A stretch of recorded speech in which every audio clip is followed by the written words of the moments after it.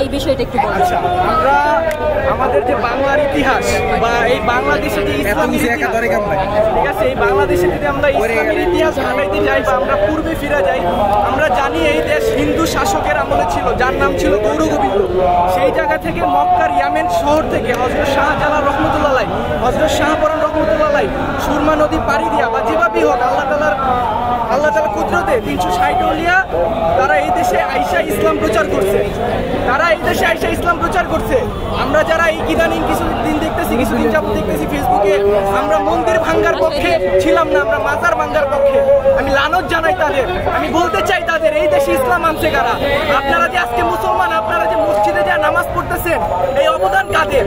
আউলিয়া কেরাম সেই হিন্দু শাসকদের সাথে যুদ্ধ করে এই দেশে ইসলাম প্রতিষ্ঠা করছে। আমরা এই দেশে শান্তিভাবে 5 ওয়াক্ত নামাজ আদায় করতে পারতেছি, আপনারা তাদের মাজারে গিয়ে মাজার ভাঙ্গেন। হ্যাঁ, আপনারা কৃতজ্ঞতা প্রকাশ করেন যে তাদের জন্য আপনারা ইসলাম পেয়েছেন, নয়তো আপনাদের এই দেশে আমরা রেডিমেড ইসলাম পেয়েছি। আল্লাহর আউলিয়াগণ আমরা দেখেছি, হযরত মিরপুরে হযরত শাহ আলী রহমতুল্লাহ, আপনারা যদি খেয়াল করে দেখেন, প্রতিটা আউলিয়ার নামের শেষে সে কোন দেশ থেকে আসছে সেটা উল্লেখ থাকে। যেমন হযরত শাহ আলী বগদাদী রহমতুল্লাহ, তিনি বগদাদ শহর থেকে আইসা এই দেশে ইসলাম প্রচার করছেন। হযরত শাহজালাল ইয়ামিনী রহমতুল্লাহ, উনি মক্কার ইয়ামেন শহর থেকে আইসা বাংলাদেশ ইসলাম প্রচার করছেন। হ্যাঁ, সেই জায়গা থেকে আমরা আউলিয়া কেরামকে সম্মান করবো। আউলিয়া কেরাম ছিলেন। সব ঠিক আছে, এই মাজার শরীফ কেন ভাঙা হচ্ছে, কারা করছে এই বিষয়ে? এই মাজার শরীফ কিছু উগ্রবাদী মোল্লাবাদী কিছু কুচক্র মহল আছে, যারা এই বর্তমানে অন্তর্বর্তীকালীন সরকারের সুযোগ সুবিধা লুটে নেওয়ার ইয়াতে নিজেদের সুবিধা হাসিল করতেছে। মাজার ভাঙ্গার ইয়া করতেছে।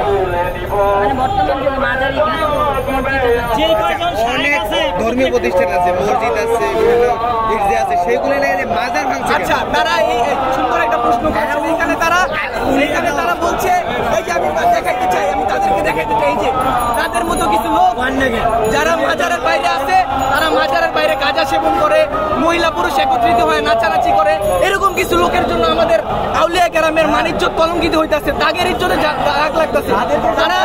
তারা আল্লাহ তাআলার পেয়ারা বান্দা, তারা আল্লাহ তাআলার মুমিন বান্দা, তারা সারা জীবন তাদের জীবন উৎসর্গ করেছে, আল্লাহ তাআলার ইবাদতে মশগুল থেকেছে।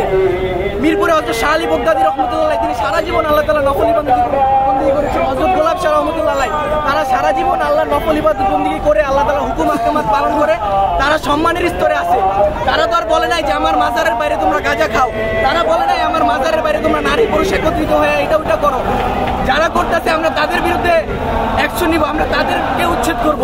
এই জন্য আমরা আল্লাহর পেয়ারা হাবিব, তাদের আল্লাহর ওলিদের বুজুর্গদের, আল্লাহ যারা বুজুর্গ তাদের উপরে তো আমরা হামলা করতে পারি না।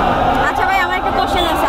তুমি তো পড়াশোনা করছো, বই খাতাতে লেখা আছে মাজার জিয়ারত করা মানে শিরক, এইটা সম্পর্কে তুমি যদি একটু না, আপনি যে কথাটা বলছেন সেটা এরকম না। কখনোই মাজার বা কবর জিয়ারত করা শিরক না। মাজার বা কবর জিয়ারতের স্থান, আমরা এখানে জিয়ারত করবো। বরং আপনি এটা বলতে পারেন যে ভাইয়া মাজারে যারা সেজদা দেয় এটা কি শিরক কিনা? হ্যাঁ, এটা শিরক। আল্লাহ ব্যতীত কাউকে সেজদা দেওয়া শিরক। আপনি যেটা বলছেন যে মাজার জিয়ারত করা শিরক, বিষয়টা এরকম না।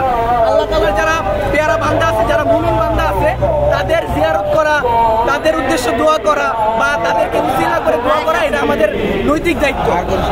ঠিক আছে, ধন্যবাদ।